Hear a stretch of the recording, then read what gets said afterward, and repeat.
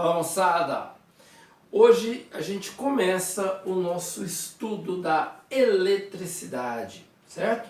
Bom, de onde vem essa história de eletricidade, né?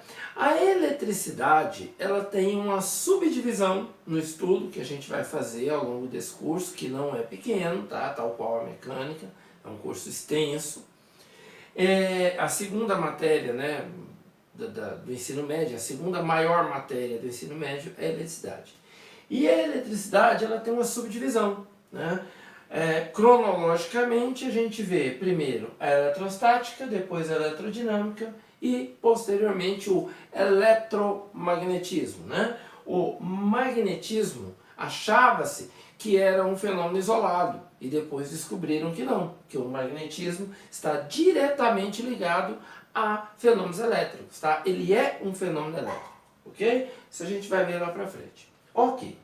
Bom, vamos cronologicamente falar primeiro da eletrostática. O que é a eletrostática? A eletrostática é a parte da eletricidade que estuda as cargas elétricas em equilíbrio, né? Particularmente falando, cargas elétricas em repouso, eletrostática, parado, ok? Legal. Galera, de onde vem esse nome, né? Já na Grécia Antiga, né? O pessoal na Grécia Antiga fazia às vezes, moldava o âmbar, né? Pegava uma resina, o âmbar é uma resina, né? Que é encontrada em algumas madeiras, e eles moldavam estátuas, pequenas estátuas, algumas coisinhas no âmbar. E ao polir esse âmbar, quando eles iam polir, eles notavam que esse âmbar tinha o poder de atrair pequenos pedaços de palha. Às vezes até o próprio tecido que eles estavam polindo ali, ele interagia com esse âmbar, tá? Então, criou-se a ideia de que ao atritar este âmbar, essa palavra atritar, ela vai ser recorrente aqui pra gente nesse começo. Ao atritar o âmbar, ele ganhava esse poder de atrair pequenos pedacinhos de folha, né, de palha e etc e tal. Então, o âmbar em grego é electron. Então, dessa palavra electron que veio a eletricidade, eletrostática, eletrodinâmica, tá? Que veio isso. Ok. Então, e de onde vem isso, né? Vários cientistas desde a Grécia Antiga tentaram explicar isso, esse fenômeno elétrico.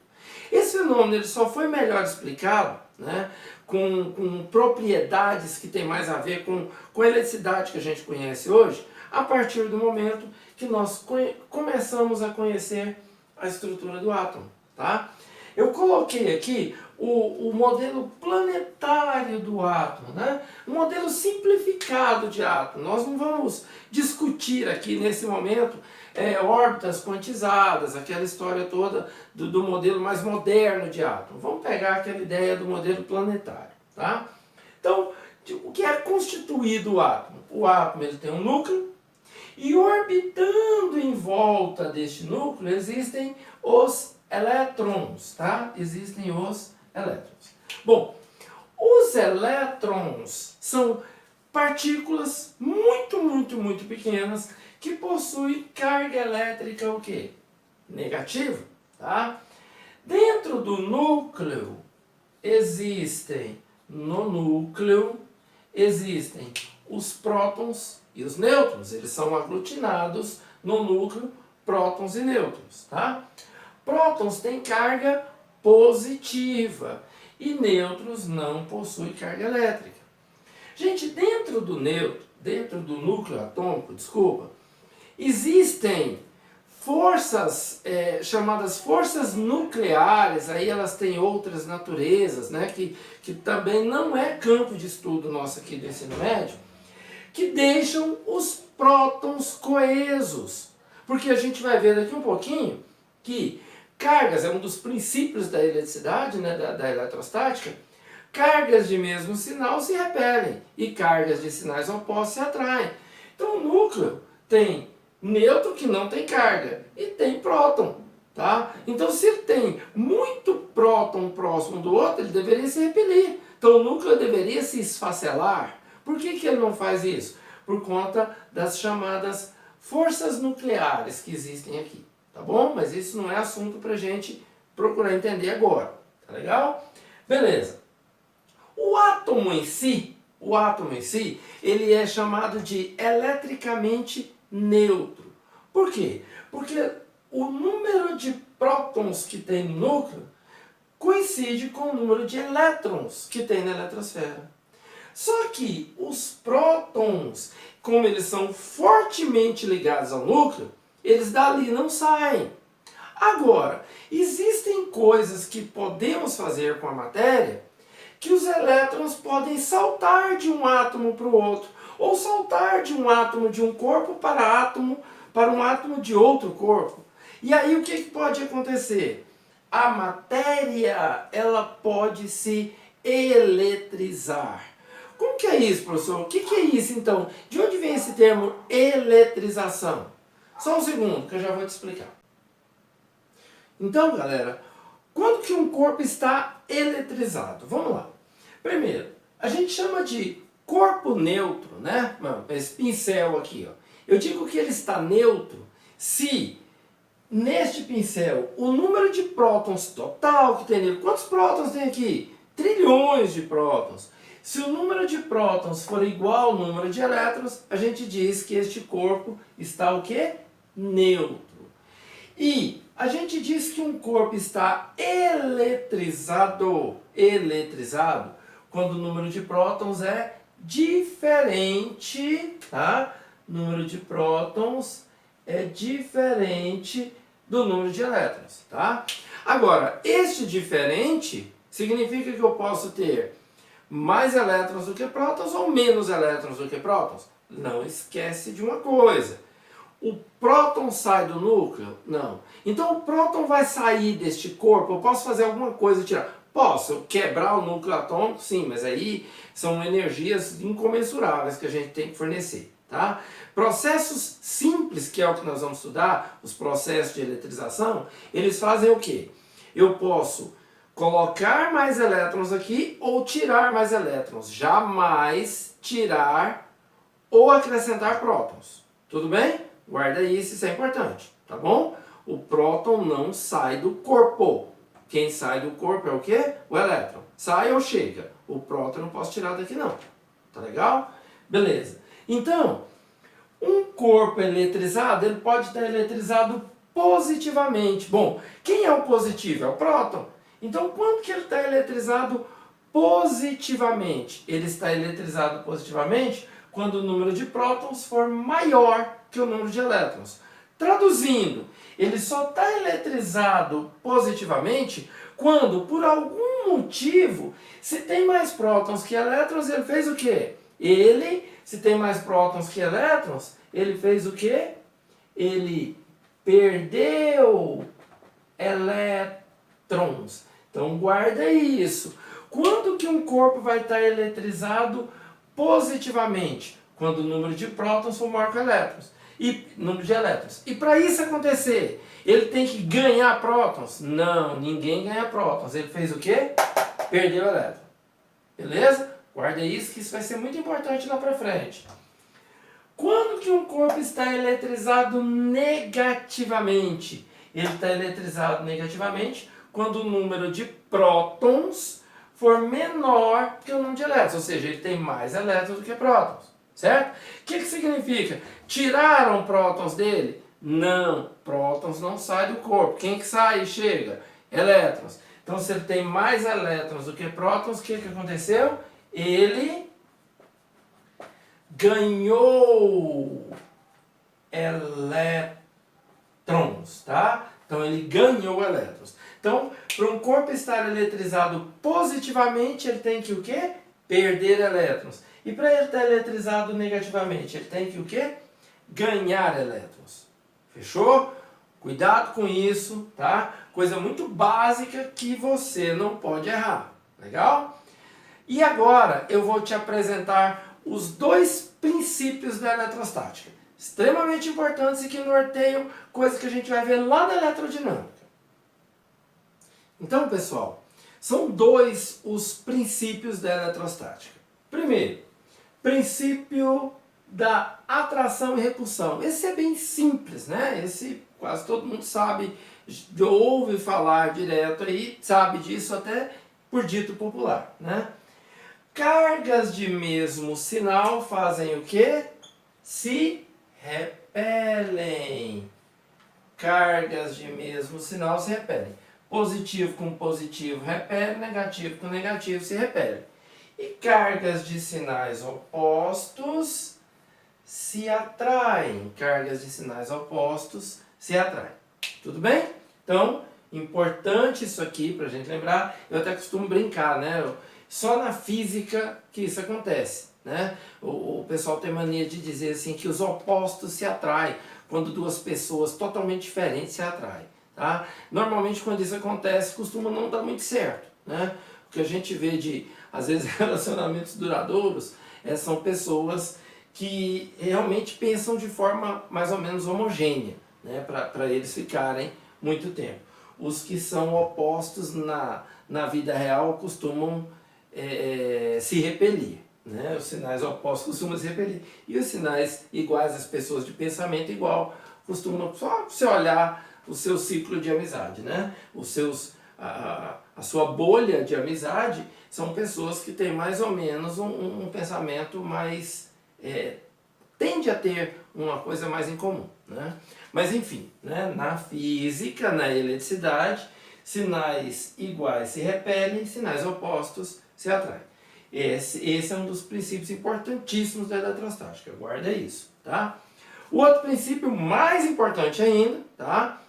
Esse a gente vai fazer muito uso dele lá na eletricidade, lá na eletrodinâmica, tá? Que é o princípio da conservação de cargas elétricas. O que ele diz? Que em um sistema eletricamente isolado, a soma das quantidades, né, a soma algébrica das quantidades de cargas elétricas é constante. Tipo assim, eu tenho aqui o A e o B. Esse tem uma carga que é A e esse tem uma carga que é B. Está carregado, né? Os dois estão eletrizados. Professor, os dois positivos, tanto faz. Esse pode ser negativo, esse positivo, os dois positivos, os dois negativos. O fato é, se eu encostar os dois para que eles possam trocar cargas, depois separá-los, eles se trocaram cargas, né? Ou alguma coisa que pode acontecer aqui, passar um pouco para o outro e tal, eles terão uma situação final que é a linha QB'. A gente ainda vai estudar isso nos processos de eletrização, tá? Fato é, faça alguma coisa, mistura os dois para que eles tenham carga QA' e QB' no final. Fato, se eu só fiz contato dos dois, ou seja, eles estão o quê? Os dois formaram um sistema o quê? Isolado. O que vai acontecer? O QA mais o QB, ou seja, a soma das cargas antes, né? Se é constante, é igual à soma das cargas o quê? Depois. Tudo bem? Matematicamente a gente pode escrever aquele símbolozinho, né? O somatório das quantidades de carga é o quê? Constante, tá? Então eu poderia escrever somatório das quantidades de carga elétrica, que a gente vai chamar de Q, tá? Antes é igual ao somatório das quantidades de cargas depois. Legal? Beleza.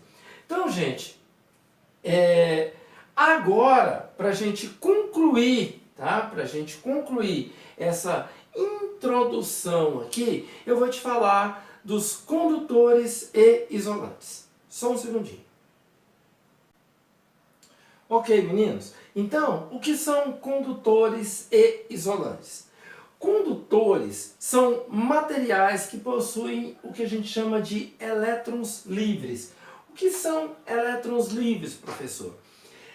Os metais, principalmente, que são exemplos de condutores, eles têm uma quantidade de elétrons, né, bem mais afastada do núcleo. Como esses elétrons estão mais afastados do núcleo, eles estão menos, vamos dizer assim, menos atraídos pelo núcleo. E aí, se eles estão menos atraídos pelo núcleo, eles têm uma facilidade de transitar entre os outros átomos. Então eles podem correr de um átomo para o outro. Esses elétrons são chamados de quê? elétrons livres ou elétrons de condução, que podem pular de um átomo para o outro, com uma certa facilidade, né? com o emprego de pouca energia. Tudo bem? Então, materiais que são assim são chamados de quê? Condutores, porque podem conduzir os elétrons. Guarda, lembra, hein? Quem que sai quando eu falo de sólidos, quem que pula de um corpo para o outro? Elétrons, ou de um átomo para o outro? Elétrons, o núcleo não. Beleza? Quem são os isolantes? Os isolantes, né, tem que ser o contrário do condutor. São os materiais que não possuem elétrons livres, tá? Então, eles não têm elétrons que estão fracamente ligados ao núcleo. No caso dos isolantes, todos os elétrons são fortemente ligados ao núcleo. Então, eles não transitam pela estrutura atômica, pela estrutura molecular. Eles não pulam de um átomo para o outro, ok? Bom, exemplo de isolantes: isopor, borracha, madeira, tudo bem? Agora, observação importante: na prática, não existe nem um condutor perfeito e nem um isolante perfeito. Eles não existem, tá? Por quê? O que seria um condutor perfeito? Condutor perfeito seria vamos pensar, um condutor que passa a corrente elétrica por ele nem esquenta, tá? Porque ele conduz perfeitamente a corrente elétrica através dele. Isso não existe. Tampouco existe o isolante, né? Em sala de aula eu costumo fazer uma experiênciazinha com uma tampinha de caneta e a tomada, né? Claro que eu não vou...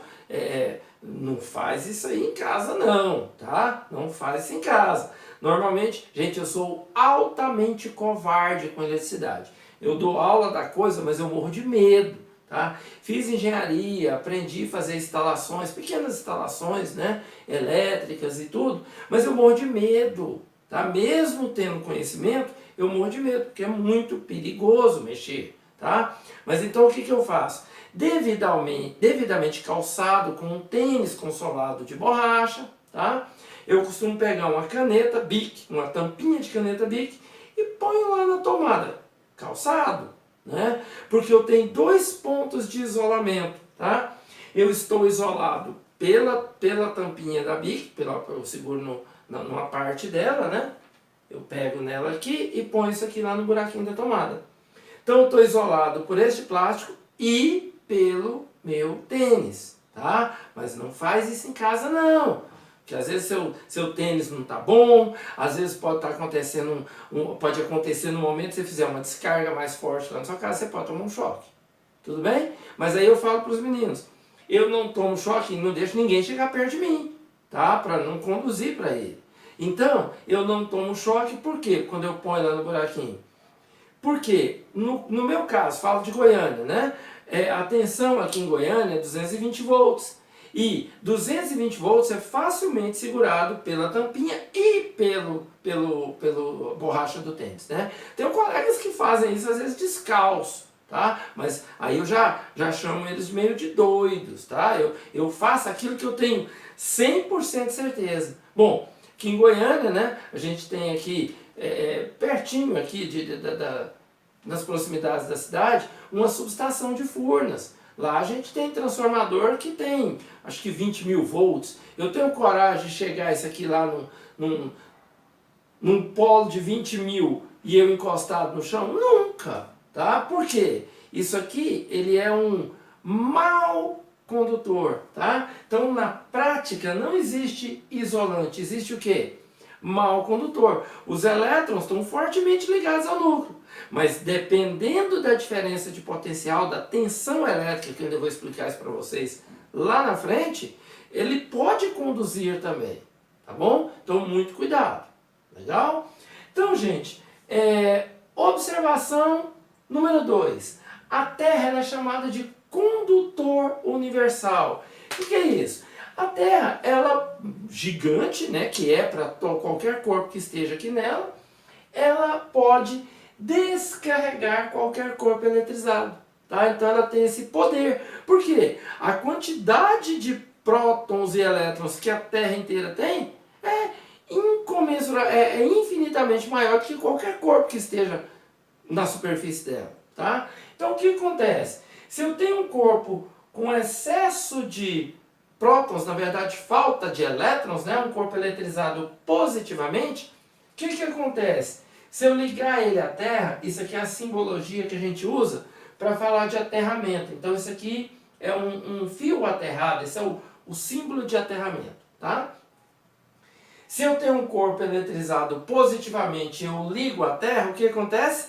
Elétrons vão subir da Terra para o corpo. Tá? Lembra, próton não vai sair do corpo. Quem mexe é o elétron, quem movimenta é o elétron.